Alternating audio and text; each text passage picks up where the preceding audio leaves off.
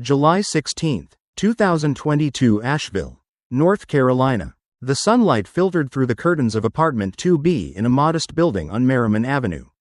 Emily Jensen, a quiet 34-year-old preschool aide, had just returned from her father's house, where she dropped off banana bread and kissed him goodbye. They spoke every day, sometimes twice. On this day, she had told him she was doing okay, better. But something had shifted. Earlier that week, Emily had checked herself out of Ridgecrest Behavioral Center after a 3-week stay. Her mood seemed brighter, her eyes clearer. The doctors called it a successful stabilization. Yet in her discharge notes, a line was underlined. Patient reports concerns about a man who has access to her apartment. She refuses to identify him, citing fear of retaliation. Emily had laughed it off when her friend Denise asked. "He's not dangerous," she'd said, "just intense." That afternoon, Emily told her roommate she planned to visit Bent Creek Park to journal and clear her head. She left behind her iPhone, which was charging in the kitchen. That wasn't like her. The last confirmed sighting was at 5:42 p.m., when a jogger reported speaking briefly with a woman near the footbridge at Bent Creek Trailhead. That woman, brown hair in a messy bun, wearing gray joggers and a faded pink hoodie, asked how to get to a secluded side trail that led toward the Pisgah Wilderness. She never came home. By the next morning, her father, Dave Jensen, was calling. No response. Her car, a light blue Honda Fit, was missing. So was her hiking pack. The phone remained untouched on the kitchen counter, next to a half-drunk glass of water and a note that simply said, "Don't freak. I'm not doing anything stupid. Love you, E." But by nightfall, Dave couldn't shake the dread. He called Asheville PD. A missing persons report was filed at 9:13 p.m., July 17. July 18, 2022 to 7:02 a.m., Asheville Police Department. Detective Kara Lowell stood with her third cup of black coffee in hand. Eyes narrowed on the report that had come in just 10 hours prior. On paper, it looked like a routine missing persons case. No signs of struggle. No forced entry. A woman with a documented history of anxiety and depression. She had left a vague note. She'd left her phone. That alone was enough for some to chalk it up to a voluntary disappearance. But Lowell had seen too many cases that started just like this. "Where's the car?" she asked. "We pinged the license plate at 6:32 p.m. yesterday," replied Officer Darnell, spotted on Blue Ridge Parkway, near mile marker 397. No hits after that, likely took one of the unpaved forestry roads. Past that, no cameras, no signals, no nothing. Lowell cursed under her breath. That area led directly into Pisgah National Forest, 500.000 acres of dense wilderness. Ravines, and more caves than anyone wanted to think about. Blank. Underscore. Blank. July 18 to 11:27 a.m., Dave Jensen's home. North Asheville. Dave Jensen's fingers trembled as he handed Lowell a photograph. It was Emily, age 11, on a church camping trip.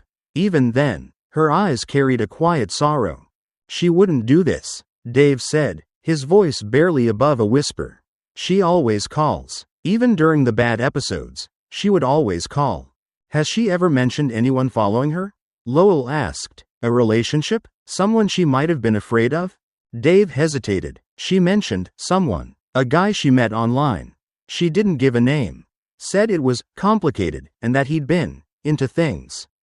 Controlling. Knew where she lived." Lowell's hand tightened around her pen. "What kind of things?" "I don't know," he said, then lowered his voice. "Something to do with dominance. Like sexual dominance. Blank.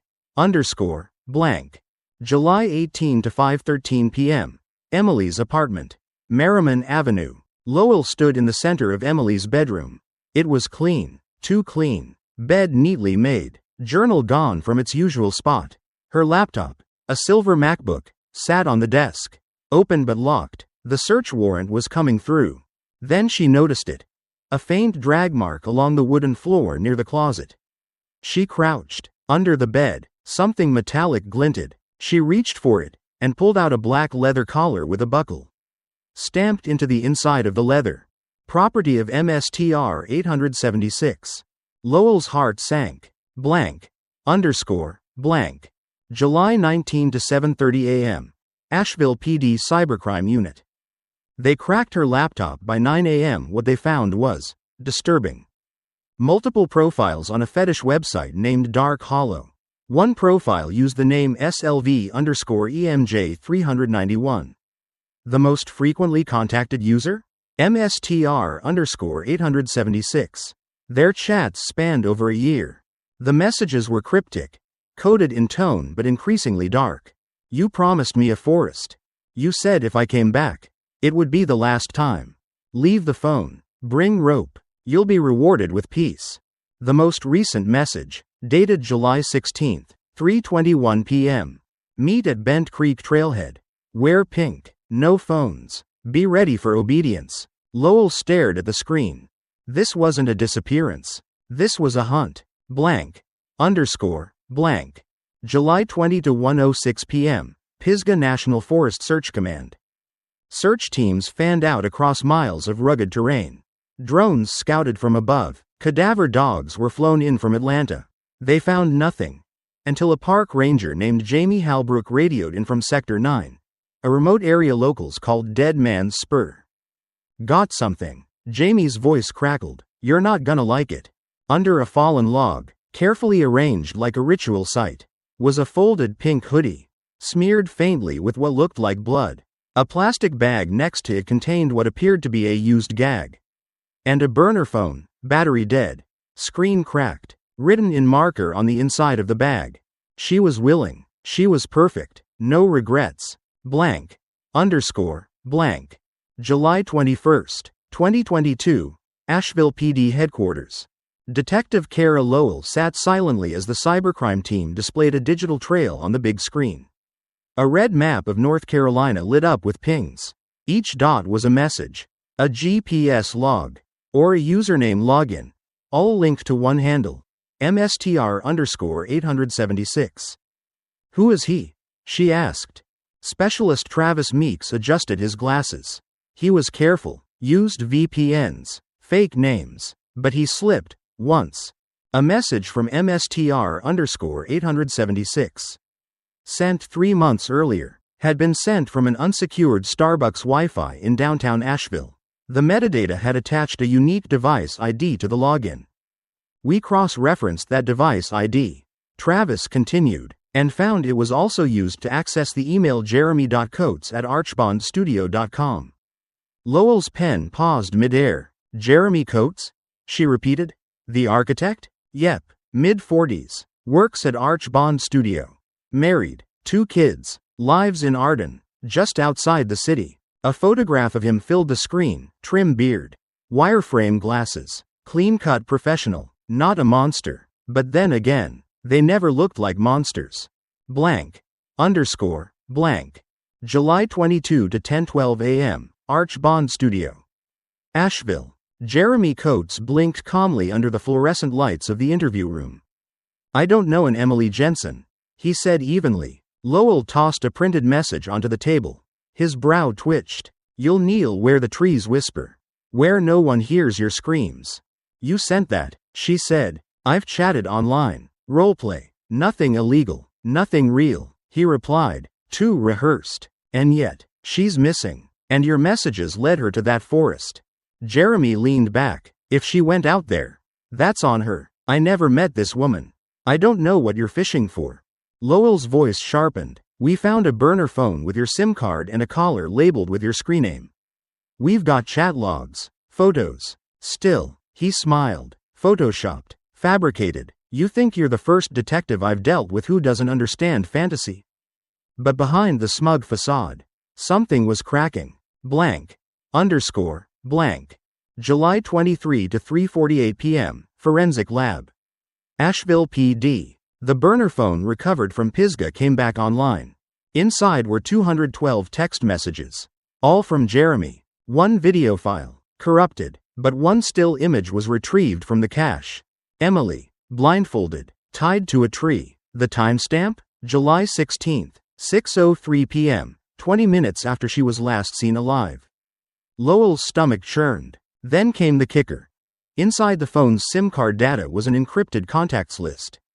One number stood out. It was saved under the name, Backup Toy, CA. The area code? Los Angeles. Blank. Underscore, blank. July 24 to 10:29 a.m., Arden, North Carolina. A warrant was executed at Jeremy Coates' residence. In the basement, behind a false wall, they found a locked cedar chest. Inside, restraints, masks, chains, notebooks filled with sketches of women in bondage, and dozens of printed screenshots of chats with Emily. Many were crossed out in red ink, but some weren't. One, dated just days before her disappearance. Read, "I want to bury you in the earth and let the pines remember you. Blank. Underscore, blank. July 24 to 4 p.m. Asheville PD holding cell." Coates was silent as they laid the photos before him. Then he laughed, cold, soulless. "I never touched her," he said, "but she begged for it. They always do. You think I'm the only one?" Lowell's jaw clenched. "We found your notes. We found your plans." He smiled wider. "You haven't even scratched the surface." July 25, 2022 to 9:18 a.m. Asheville PD HQ. LA? Detective Kara Lowell said, scanning the area code. "What the hell is a North Carolina architect doing texting someone in California under the name, Backup Toy?" Specialist Meeks nodded grimly. "This isn't just some online fling. It's a network." The number was unregistered, of course. A burner. But even burned phones leave digital breadcrumbs, and this one had pinged off towers in Santa Clarita, Echo Park, and most recently, Topanga Canyon. Lowell called it in. Within 6 hours, the LAPD Threat Response Unit was knocking on the door of a weather-worn bungalow tucked into the side of a canyon cliff. Blank. Underscore, blank. July 25 to 5:32 p.m., Topanga Canyon, California. The woman who opened the door was in her early 30s. Pale, with anxious eyes and a limp in her left leg. She introduced herself as Claire Monroe. "Is this about Jeremy?" she asked. Almost in a whisper. "He said you might come." Detective Julia Ramirez from LAPD nodded. "How do you know him?" Claire stared down at her hands. "I was one of his projects," she said. "He didn't call it that. But I wasn't the first. And I doubt I'll be the last." Inside her home, Ramirez saw it immediately, the scars, the trauma. Claire had been groomed, manipulated, dominated. There were photos of her in positions too similar to those found in Emily's files. "He promised me release," Claire said. "Then he found Emily. After that, I became backup. Blank. Underscore, blank. July 26 to 11:12 a.m. Asheville PD interrogation room. Jeremy Coates stared at the video of Claire giving testimony. "She's unstable," he said. "Claire likes to pretend. She loved the pain. She always came back." Lowell didn't blink. "Emily never came back." Coates said nothing. She leaned forward. "Claire said you used code. That you had a pattern. That each subject was kept around until they began resisting, then you moved on. That Emily resisted. That she said no. She wanted to die," he said quietly. Lowell slammed her fist on the table. "She wanted to be loved. And you couldn't handle that. Blank. Underscore, blank. July 27 to 8:45 a.m. Pisgah National Forest search site. A new search unit was combing a section of Deadman's Spur, a half-mile from where Emily's hoodie had been found. Under a pile of stones, they found a shallow grave. Inside were fragments of bone, a scrap of pink shoelace, and a metal ring with the initials, EJ, inscribed. Near it, a second burned phone. This one still had a SIM card intact. Blank. Underscore, blank. July 27 to 11 a.m., Digital Forensics Lab. The recovered SIM revealed 2 messages never sent. "Dad, I think he's taking me somewhere remote. Please check my location. Claire, if I don't come back, he's lying to you too." Lowell stared at the screen in silence. Now, it was no longer about Jeremy. It was about the entire pattern, and who else knew. July 28, 2022 to 9:07 a.m. Asheville PD HQ. Detective Kara Lowell looked at the whiteboard. 3 photos were pinned. Emily Jensen, missing, presumed murdered. Claire Monroe, survivor, Los Angeles, unknown female, blurred face. Bondage photo. Timestamped 2019. And now, a question scrawled in red marker. How many more? Claire Monroe's testimony had cracked open something big. Not just Jeremy Coates, but others. She had named 2 usernames Jeremy had mentioned over the years. Wolf Shadow 72 and Profundo Bay. Both active users on a now-defunct dark web forum called The Velvet Chain. The FBI had shut the site down in 2020, but not before dozens of encrypted conversations were archived. Now, Asheville PD had requested federal assistance. July 29 to 10:22 a.m., Quantico, Virginia. FBI Behavioral Analysis Unit. Agent Daniel Keats leaned forward, watching the footage from Jeremy's interrogation. He fits the profile, he muttered. Organized sadist, high intelligence, controlled escalation. This isn't just sexual deviance, it's ritualistic violence. He pointed at a pattern on the whiteboard. 4 missing women, all East Coast, all single, all with some record of mental health treatment. All disappeared within 20 miles of national forests. Case number 1. Tara Simmons, Vermont, 2016. Case number 2. Lila Brooks, Maryland, 2018. Case number 3. Emily Jensen, North Carolina, 2022. Case number 4. Red Pines Jane Doe, New York, 2020. This isn't isolated, Keats said. This is a coordinated pattern. July 29 to 8:16 p.m., Arden, North Carolina. Jeremy Coates' wife, Angela, sat across from Lowell in their now deserted home. She had filed for divorce 3 days earlier. I found things, Angela whispered. Drawings, locked notebooks. One had names. She handed over a black leather-bound journal. Inside, Target 3. EJ compliant. Long prep required. Needs emotional reinforcement. Consider pushing retreat fantasy. Extraction site. Pisgah B. Lat 35.4540. Long -82.7456. Lowell's eyes widened. The coordinates matched the grave site. This wasn't passion. This was premeditated abduction and disposal. July 30 to 6:55 a.m. Pisgah Trail Camera Review. Dozens of trail cameras hidden throughout Pisgah had been running for years. One camera, positioned just 0.3 miles from where Emily's body was found, recorded motion at 7:03 p.m. July 16. A man, tall, black hoodie, headlamp, carrying something over his shoulder. The footage was grainy, but the gait, the build, unmistakable. Jeremy. Behind him, another shadow moved, smaller. Someone else had been there. July 30 to 9:20 a.m. Asheville PDHQ. Back in the lab, forensics found fingerprints on the second burned phone, not just Emily's or Jeremy's. An unknown female print, but there was a partial match to a prior arrest. Delilah Marks, age 29, from Atlanta, charged with assault in 2020. Released. No known connection to Emily or Claire. Until now. July 31 to 10:41 a.m., Atlanta, Georgia. Delilah was picked up at a tattoo parlor in Midtown. When brought into the station, she was calm, almost proud. I told him how to bind them right, she said. Emily begged me not to help him. But Jeremy? He always got what he wanted. Why help him? Lowell asked. Delilah smiled. Because I was supposed to be the first. He chose her instead. July 31, 2022 to 1:18 p.m. Atlanta PD interrogation room. Delilah Marks lit a cigarette with shaking hands. I wasn't supposed to talk to anyone. Ko noi, doi mat nin xa zam. Jeremy said, talking would ruin the purity of it. Detective Kara Lowell Gat Do.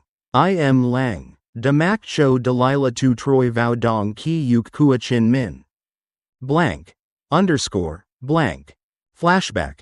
October 2020 Asheville, North Carolina. Delilah had met Jeremy on a BDSM lifestyle forum. He was charming, articulate, powerful in a way that felt intoxicating.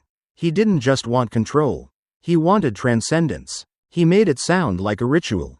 Delilah K. Like we were building something beautiful through obedience. I was 27, angry, lost. I believed it. Jeremy had a plan. He showed her sketches, maps, a list of traits. Then, one night, he said something that made her blood run cold. You're not ready, but she might be. He was talking about a new girl he'd met online. Her name was Emily. Blank. Underscore. Blank. July 31st, 2022 to 2:35 p.m., Atlanta PD. Emily was fragile, Delilah said. Too fragile. I warned him. I told him she'd break before the forest ever swallowed her. He said that was the point. Did you help him kill her? Lowell asked directly. Delilah flinched. No, but I showed him how to tie the elbow binds so she couldn't scream if she panicked. I thought it was pretend. Did you see her alive? Yes, once. She was crying. In the cabin. That place off Bear Creek Road. A location. Blank. Underscore. Blank. August 1st, 2022 to 9:48 a.m., Bear Creek Road. Pisgah Forest. A run-down, off-grid hunting cabin. No electricity. Dead animals hanging from hooks. A blood-stained mattress. Forensics confirmed. DNA matched Emily Jensen. In a locked drawer, they found a GoPro camera. Inside the memory card was a final video. Emily, blindfolded, trembling, whispering, "Please tell my dad I'm sorry. I tried to get better." Lowell had to turn away. Blank. Underscore. Blank. August 2 to 8:15 a.m., Asheville PDHQ. Jeremy Coates was shown the video. He stared at it in silence. Then he spoke. I gave her what she asked for. August 3, 2022 to 6:05 a.m., Pisgah National Forest. Morning fog blanketed the forest like a shroud. The dig site was quiet, unnervingly quiet. A dozen FBI agents, forensic archaeologists, and K-9 handlers stood by, waiting for the first sweep of ground-penetrating radar results. The cabin on Bear Creek Road wasn't the only structure. About 200 yards downhill, they found fresh soil disturbance, partially camouflaged with moss and leaves. Get the dogs, Special Agent Daniel Keats ordered. Blank. Underscore. Blank. 6:32 a.m., Soil Analysis Station. The trained cadaver dog, Max, barked once, then again. He began to dig furiously near a tree root. Within minutes, the team struck something solid. A metal box. Inside, burner phones, a stun gun, a torn photograph of a woman with long red hair, and a Ziploc bag containing a lock of hair labeled Lila, Baltimore 2018. Lowell's breath caught. Lila Brooks, presumed missing. Never found. This was confirmation. And there was more. Blank. Underscore. Blank. 8:14 a.m., further excavation. 3 shallow graves. One held bone fragments. Another, nothing but clothing. The third had a skull, with a jagged fracture through the temple. Dental records later confirmed. Tara Simmons, 26. Missing from Vermont since 2016. 3 states. 3 bodies. 1 killer. Or was it more than one? Blank. Underscore. Blank. August 3 to 3:40 p.m., Asheville PD. Lowell stood before the press with the FBI and North Carolina Bureau of Investigation. This is now a multi-jurisdictional homicide investigation. Evidence suggests these crimes are connected by more than one suspect. We have recovered human remains from at least 3 missing person cases dating back 6 years. Reporters erupted, but Lowell's eyes were steady. We are not ruling out the possibility of a network, a structured, premeditated effort to target vulnerable individuals under the guise of consensual relationships. And the final sentence made headlines across the country. This is not about BDSM. This is about predation. Blank. Underscore. Blank. August 4 to 1:20 a.m., Asheville County Jail. Jeremy Coates paced in his cell. Calm. Too calm. The guard overheard him murmuring to himself. The Pines always remember. She wasn't the first. She won't be the last. Blank. Underscore. Blank. August 4 to 9:48 a.m., Digital Lab. The GoPro card revealed one last hidden folder. Encrypted files. Unlocked only after 3 attempts. Inside, a handwritten manifesto. Scanned page by page. It was titled, The Doctrine of Silence. Rule of the Three. Lowell whispered. Dear God. There are others. August 4, 2022 to 10:22 a.m. Asheville PD Digital Forensics Division. The encrypted folder on Jeremy Coates' GoPro contained more than Lowell had dared imagine. 47 pages, typed and annotated, a digital manifesto. Title: The Doctrine of Silence. Rule of the Three. Page 1 began ominously. There are three who know. One who selects. One who prepares. One who delivers. The subject must never know all three. The subject must never speak. This is the silence. Lowell and Agent Keats stared at one another. This wasn't just the ramblings of a madman. It was structured, methodical, and co-written. Coates was not acting alone. Blank. Blank. August 4 to 2:45 p.m. Asheville PD Interrogation Room. Lowell entered with a single printed page in her hand, the doctrine's third page. She tossed it onto the table in front of Coates. Each subject is assigned a code. EJ was SILENCE4. She resisted. She was transformed. We buried her beneath the pines to be reborn in stillness. Jeremy smiled faintly. She was the only one who made it to Phase 3. Lowell's voice was ice. How many are there? I never met them all. He said, but I know the voices. We met through the chain. They knew how to keep it quiet. Baltimore, Sedona, Flagstaff, all safe. Lowell's hands trembled slightly. There were others, operating in other states. Maybe other countries. Blank. August 5 to 9:03 a.m. FBI HQ. Quantico. A task force was formed overnight. Codename. Project Stillwater. Special Agent Keats stood before a digital map, now riddled with pins. At least 7 missing women matched the silence pattern. All in proximity to national forests. All with mental health records.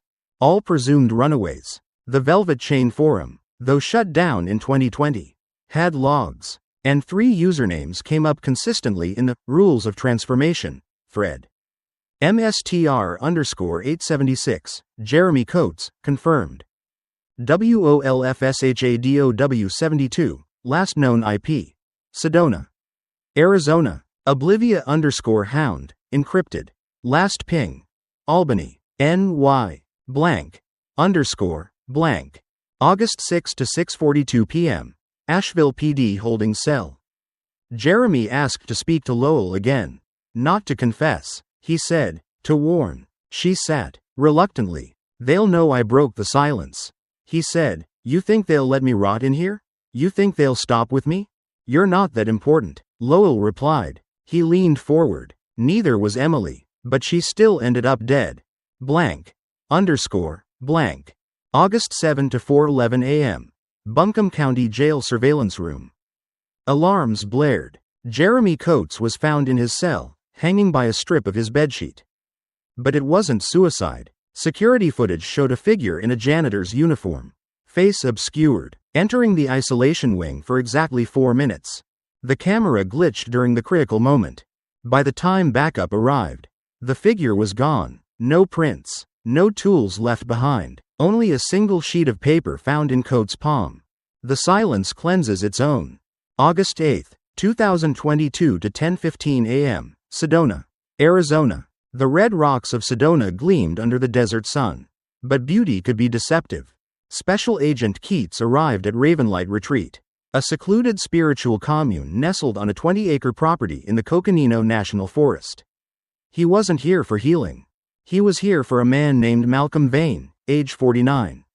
Former military, former paramedic, and now, yoga instructor, herbalist, and possibly WOLFSHADOW72. Blank. 10:45 a.m. Ravenlight Registration Office. I'm here to speak to Malcolm, Keats told the receptionist, flashing his badge. The woman hesitated. He's not taking visitors. He's on a silent fast. 4 days now. He's not allowed to speak. Keats stared. Convenient. She nodded toward a cabin on the edge of the property. He's meditating. Alone. 11:12 a.m. Cabin 6.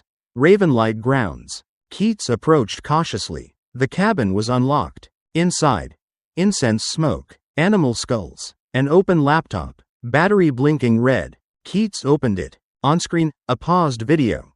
A woman, restrained, crying softly, and Malcolm, shirtless, wearing a wolf mask, whispering, "Release is obedience. The forest is mercy." Bingo. Keats drew his weapon and radioed in. But the cabin was empty. Blank. Underscore. Blank. 1:40 p.m. Forested ravine behind the commune. A drone unit picked up heat signatures. One moving fast, downhill. Alone. Agents descended. Dogs barked. Feet pounded earth. And there he was, running barefoot, coated in red dust, clutching a knife. Malcolm Vane. Keats shouted, "FBI, stop now." The man turned. His eyes were wild, glazed, but he wasn't surprised. "I'm not afraid to die," Malcolm said, voice steady. "I know," Keats replied, "but you're not dying today." He lunged, but was tackled before the blade could reach his own throat. Blank. Underscore. Blank. 4:12 p.m. Sedona FBI field office. Malcolm said nothing during booking. Nothing in the car. Nothing in the cell. Then, finally, when the agents stepped out, he laughed. 1 down, 2 to go. And then he whispered, "You'll never find her." "Find who?" Keats demanded, but he wouldn't say another word. Blank. Underscore. Blank. August 9 to 10:30 a.m. Evidence review. The laptop was unlocked. Files were named in code. SILENCE3. SILENCE5. Silence 6. One folder stood out. Still alive. Inside. Grainy webcam footage. A woman, shackled, crying, whispering through cracked lips. "My name is Rachel Vaughn. Please, help me?" Keats froze. Rachel Vaughn, missing since May 2022. Case still open in Flagstaff, Arizona. But the timestamp on the video? August 6, 2022. She was still alive. August 9, 2022 to 1:35 p.m. FBI field office. Sedona. Rachel Vaughn, 28. Librarian from Flagstaff, vanished 3 months ago. Her disappearance was almost dismissed as another adult, choosing to go off-grid. But now, they knew better. She was SILENCE7. Her name was never spoken by Jeremy Coates. Not by Claire, not even Delilah, but Malcolm Vane. WOLFSHADOW72 had her file.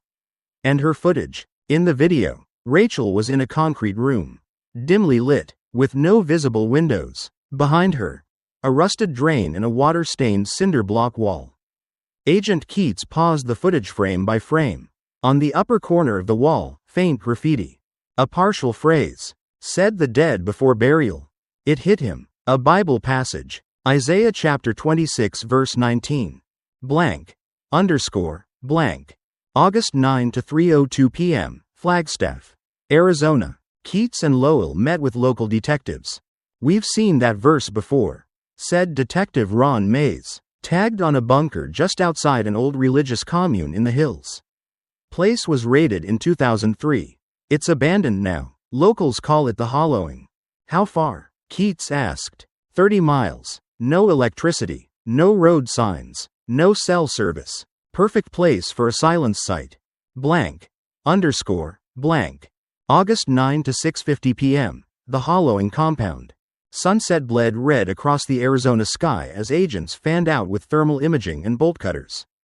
Inside the old chapel, decay and dust. Behind the altar, a trapdoor. It led to a subterranean room, lined with storage units. One was sealed with fresh weld marks. Keats pressed his ear against the cold metal. Then, faint tapping. 1, 2, pause, 3. He signaled the team. Blank. Underscore. Blank. 7:12 p.m. Underground cell. Torchlights cut through the dark. There she was. Rachel Vaughn, curled in a corner, wrists bruised, eyes swollen but alive. As agents swarmed in, she flinched. "It's okay," Lowell said gently. "You're safe now. You're safe." Rachel collapsed into her arms and whispered. "There were others," he said. "I was next." Blank. Underscore. Blank. August 10 to 10:15 a.m. Flagstaff Regional Medical Center. Rachel told everything she could remember. She'd met a man online named Micah. Said he was a counselor. He offered to help her find spiritual clarity. After 2 coffee dates, she went missing. But Micah wasn't Malcolm Vane. He was someone else. Another member of the Silence. Someone still out there. Rachel drew one last breath before falling asleep and murmured. There was a third man. He called himself the Architect of Mercy. Lowell froze. That name had never appeared in any message. Until now. August 10, 2022 to 2:10 p.m. FBI HQ. Quantico, Virginia. The Architect of Mercy. Rachel Vaughn's final whispered words echoed in Agent Daniel Keate's mind as he reviewed the Doctrine of Silence files on the flight back to Quantico. He'd read every word of the manifesto. Every page in Jeremy Coates' encrypted drive. The phrase had never appeared before. This name, the Architect, wasn't some online alias. It was a title. Blank. _ blank. August 11 to 9:15 a.m. Asheville Police Department, North Carolina. Detective Kara Lowell combed through archived files, backlogged evidence, and unused digital dumps from the Jeremy Coates search. Then she found it. A buried, double-encrypted folder on Jeremy's external drive. Mercy_blueprint_01. Inside was an architectural rendering, a 3-story, windowless structure, designed for sound isolation, concrete chambers, one-way locking systems, a subterranean corridor, and in the bottom right corner, model for permanent rebirth. Designed by L. Whitaker. Lowell stared at the name. Lucas Whitaker. She recognized it. A well-known architecture professor at North Carolina State University. Taught Jeremy Coates in graduate school. Cited by Malcolm Vane during an old blog post on spatial sanctity and human surrender. Was he the architect? Blank. Blank. August 11 to 11:48 a.m. NCSU Faculty Records. Raleigh, North Carolina. Lucas Whitaker, age 62, tenured professor, former Yale faculty, known for his minimalist designs, silence retreats, and esoteric lectures about functional spirituality in modern structures. No criminal record, no disciplinary action, but his name surfaced again, buried deep in the metadata of emails sent from the Velvet Chain's shutdown servers. One address stood out, archmercy72@protonmail.com. The sender had communicated directly with both Jeremy Coates and Malcolm Vane. Subject line of one email. Phase 3 requires final cleansing. Prepare the vessel. Blank. Blank. August 12 to 7:05 a.m. Chapel Hill, North Carolina. Whitaker lived in a secluded estate at the edge of Hillsborough Forest. No visible cameras, soundproof windows, a wrought iron gate, locked from inside. A warrant was granted just before sunrise. Blank. Blank. August 12 to 10:25 a.m. Whitaker residence. When the FBI SWAT team breached the door, Lucas Whitaker was seated in a high-backed leather chair, sipping tea. He looked up, calm, almost expectant. Lucas Whitaker, Agent Keates announced, "You're under arrest for conspiracy to commit murder, unlawful imprisonment, and operation of a multi-state criminal enterprise." Whitaker smiled. "I was wondering when you'd come." Blank. Blank. August 12 to 3:10 p.m. FBI interrogation room. Raleigh. Keates and Lowell watched from behind the glass as Whitaker sat with his hands folded. Pristine linen shirt unwrinkled. "I never laid a hand on anyone," he said softly. "I designed ideas. I gave structure to chaos. That's not a crime. You built killing chambers." Lowell shot back. "You coached predators like Jeremy Coates." He met her gaze. "They came to me. They were broken men. I offered them clarity." She slid photos across the table. Emily Jensen, Tara Simmons, Rachel Vaughn. "They didn't need clarity," she said. "They needed protection." Whitaker exhaled slowly. "Sometimes rebirth is brutal." Blank. Blank. August 13 to 10:30 a.m. FBI evidence room. Quantico. The search of Whitaker's estate turned up hidden blueprints, encrypted hard drives, and a partially burned notebook in the fireplace. One of the last pages held an unfinished sketch. A new compound, 5 isolation cells, deep underground, air-controlled, camera-free. And next to it, Silence -8, prepare transport by 15th, Oregon Safehouse confirmed. Keats looked at Lowell, his voice grave. There's another one. He's already picked her. August 13, 2022 to 4:55 p.m. FBI Tactical Briefing Room. Quantico. Target site is a private retreat in rural Oregon. Agent Daniel Keats said, pointing to the satellite image projected on the screen. The house, an unregistered structure near Umpqua National Forest, over 200 miles from Portland, was built under a shell company traced to one name. L. Whitaker Holdings LLC. The permit listed the structure as an off-grid eco-retreat. No neighbors within 5 miles. Lowell studied the aerial photo. Any idea who Silence-8 is? No name. Keats replied, but we recovered surveillance photos from Whitaker's estate. She's young, early 20s. We ran facial recognition. A DMV hit. Amanda Reyes, 22 years old, student at University of Oregon. Reported missing 48 hours ago by her roommate. August 14 to 6:12 a.m. Umpqua National Forest, Oregon. The forest was thick, the roads nearly impassable. The FBI's tactical team, outfitted in full gear, moved in before dawn. Thermal drones showed one heat signature in the main structure, 2 more near an outbuilding. Keats gave the order, "Go quiet, we do this clean." 6:28 a.m. Entry point. Structure A. The main house was modern and clinical. Cold steel, concrete walls, no personal touches. Not a home, a facility. Inside the outbuilding, they found chains, burn marks, duct tape, and a steel door, padlocked shut. From inside came muffled sobbing. "Federal agents," Keats yelled. "We're here to help." They cut the lock. Amanda Reyes lay curled on a bloodstained mattress, bound at the wrists but breathing. Her eyes went wide as the light hit her face. Lowell dropped to her knees beside her. "You're okay now. You're safe. It's over." Amanda couldn't speak. Her lips were dry, cracked, but her hand squeezed Lowell's wrist. 6:43 a.m. Structure B. Got movement. An agent called out from the east perimeter. A man in hiking gear sprinted from the tree line. The team gave chase. He was tackled 50 yards out, screaming in fractured Spanish and English. His name? Eduardo Peña, 35. Dual citizenship, U.S. and Chile.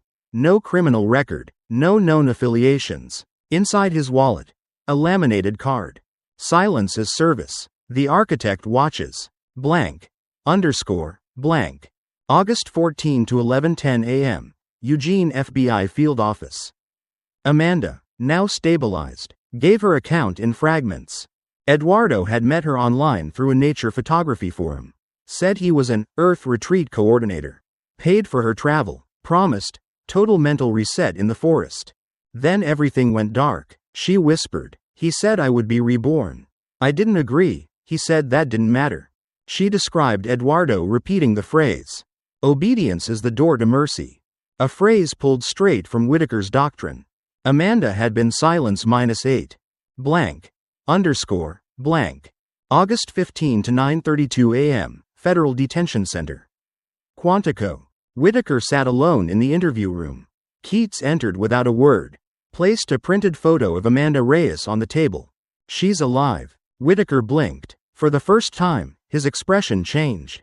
A faint twitch, then silence. "I underestimated you," he said after a long moment. "No," Keats replied, "you overestimated yourself." August 16, press conference, Washington, D.C. FBI Director Linda Reyes, no relation, stepped to the podium. The criminal network known internally as the Silence has been dismantled. 8 known victims, 5 deceased, 3 rescued, 3 key members are in federal custody. Further investigations are ongoing into potential accomplices across multiple states and jurisdictions. And finally, let it be clear, no philosophy, no doctrine, no fantasy justifies the destruction of another human life. August 17, Asheville, North Carolina. At the site where Emily Jensen's grave had once been, flowers were placed by her father, Dave. Amanda Reyes sent a letter to him. "She saved me, even in death. I carry her name in my prayers. And I will never forget her courage. November 6, 2022, U.S. District Court. Western District of North Carolina. The courthouse in Asheville had never hosted a case like this. 2 defendants, 8 victims, 4 states, a nationwide audience. United States versus Lucas Whitaker and Eduardo Pena. Both pleaded not guilty. Whitaker claimed he was simply an academic, and Pena's defense argued he had been indoctrinated and mentally manipulated by powerful figures. But the government's case? Meticulous, brutal, unforgiving, blank, underscore, blank. Day 1, jury selection. Over 200 prospective jurors were screened. Nearly half were dismissed after admitting they had seen or read about the silence in national media. Those who remained were sworn in, 12 jurors and 6 alternates, under heavy security. Blank, underscore, blank. Day 2, opening statements. U.S. Attorney Leah Brenner opened with a haunting line. This is not a case about kinks or consensual fantasies. This is about cruelty disguised as purpose. About a doctrine of pain built by design and executed with precision. She laid out the government's timeline. 2016. Tara Simmons disappears in Vermont. 2018. Lila Brooks goes missing in Maryland. 2020. Anonymous remains found in New York State Park. 2022. Emily Jensen, Rachel Vaughn, Amanda Reyes, each linked by digital breadcrumbs, blueprints, and encrypted manifestos, all pointing to Whitaker and his disciples. Defense attorneys tried to paint a different picture. Whitaker's lawyer said, "My client is an eccentric, a recluse, a theorist, but not a killer." Pena's lawyer claimed, "Mr. Pena is a broken man, a victim of coercion. He followed instructions, yes, but without understanding their implications." The jury remained stone-faced. Blank, underscore, blank. Day 6, survivor testimony. Claire Monroe. Claire walked slowly to the stand, face pale but posture steady. "Jeremy Coates used me, but it was Whitaker who gave him the words. The structure, the rituals, everything Jeremy said to me, I later found in those doctrine files." She broke into tears when asked why she stayed. Because when you're vulnerable, and someone tells you pain is your purpose, you believe them. Blank, underscore, blank. Day 8, expert witness, Dr. Marla Scheinberg, forensic psychologist. Dr. Scheinberg explained how Whitaker's writings fit the profile of a moral sadist, someone who believes their cruelty serves a higher order. He wasn't just enabling abuse, he was engineering it. She read aloud from his writings. The unanchored soul must be pierced to find clarity. Pain is not punishment, it is revelation. Blank, underscore, blank. Day 11, evidence presentation. The jury was shown GoPro footage from the Bear Creek cabin, audio recordings of Eduardo chanting, "Obedience is mercy." Lucas Whitaker's original handwritten annotations labeling Emily Jensen as Phase 3 candidate. Architectural renderings of future silence facilities in Idaho, New Mexico, and West Virginia. Lowell, watching from the gallery, whispered to Keats, "He never planned to stop." Blank, underscore, blank. Day 14, Rachel Vaughn takes the stand. Every eye in the courtroom turned to Rachel, the woman who had lived. She spoke softly, but clearly. "He told me I was chosen, that my suffering would mean something." She described the cell, the rituals, the threats, but what broke the courtroom was what she said last. "He wanted me to believe I didn't deserve to live unless he said I did. And I did believe that, until the door opened and the light came in." No one in the jury looked away. Blank, underscore, blank. Day 17, closing arguments. The prosecution's final words. "This case is not about damaged men. It's about deliberate decisions. They built something monstrous and called it mercy. We call it murder." The defense offered little beyond pleas for reasonable doubt. Blank, underscore, blank. Day 19, jury deliberation. It took just 6 hours. Blank, underscore, blank. November 24, 2022 to 4:42 p.m. Verdict. Lucas Whitaker, guilty on all 12 federal charges. Eduardo Pena, guilty on 8 of 12 charges. Acquitted on 4 related to Rachel Vaughn. The courtroom was silent. Then Rachel reached for Claire's hand. Lowell exhaled, and Keats nodded to himself. Justice. Not perfect, but real. Blank. Underscore. Blank.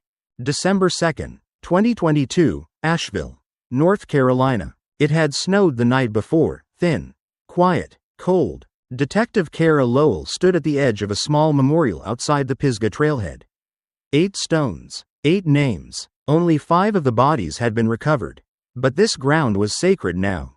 She placed a single candle in front of Emily Jensen's marker. Behind her, Dave Jensen stood, his hand in his coat pocket. She liked winter, he said it was honest. Lowell didn't respond. She didn't need to. Blank. Underscore. Blank. December 4th, Flagstaff, Arizona. Rachel Vaughn stepped out of physical therapy with a crutch under her arm. Her voice had returned, so had her writing. She was working with survivors groups now, speaking, gently but powerfully, about what manipulation looks like. It starts with trust. It ends in silence. I'm done being quiet. Claire Monroe was there too.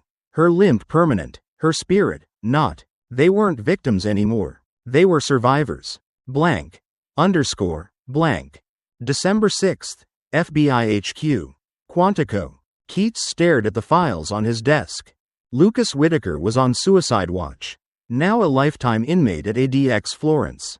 Eduardo Peña had been sentenced to 160 years without parole. But something wouldn't leave Keats' mind. A newly decrypted email recovered from Whitaker's cloud backup. Phase 4 begins in the Northeast.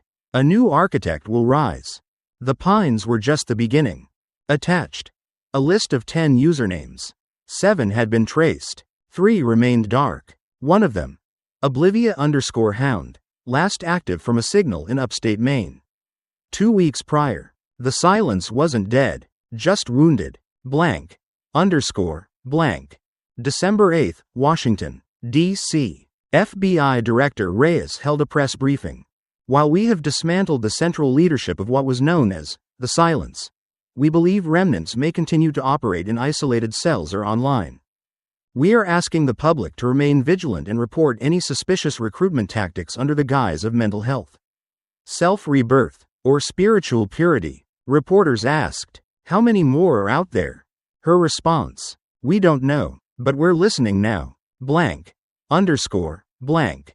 December 12th, Portland, Maine. In a cluttered bookstore near the harbor, a man with thin-framed glasses paid cash for a philosophy text and slipped a printed flyer into the back pages. The flyer read, are you searching for a higher mercy?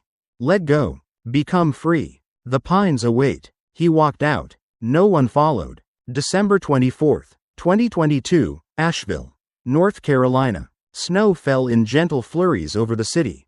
Inside a modest living room, Rachel Vaughn lit a single candle. No decorations, no music, just stillness. She sat across from Claire Monroe, both of them sipping tea, not in mourning, but in quiet defiance. I thought I'd never feel safe again, Rachel said. Claire smiled faintly. We may never be, but we're here. A pause. Then Rachel whispered, do you ever feel like someone's still watching? Claire didn't answer. She didn't have to. Blank. Underscore. Blank. December 25th. Florence ADX Supermax, Colorado. Lucas Whitaker received no visitors, no letters, no outside contact. But every morning, without fail, a single white envelope was slid under his cell door. No postage, no sender. Inside, a page from his own manifesto. Highlighted in red, the doctrine is never bound by one mind. He never reported it. He just smiled. Blank. Underscore. Blank. January 2nd, 2023, Portland, Maine. An anonymous 911 call brought local police to a burned-out farmhouse in the woods near Baxter State Park. Inside, they found chains, candles, a metal chair bolted to the floor. No body, just a phrase scorched into the wall above it. I am the silence, and I am not done. Blank. Underscore. Blank. January 6th, Quantico, Virginia. Agent Keats sat alone in the evidence room, reading the doctrine one last time. So much had changed, but one thing hadn't. Evil doesn't die. It adapts. It waits. It listens. He shut the folder and turned off the light. But even in the dark, the words seemed to whisper. We don't recruit. We resonate. Blank. Underscore. Blank. Epilogue. Asheville. 1 year later. There is a plaque at the Pisgah trailhead now.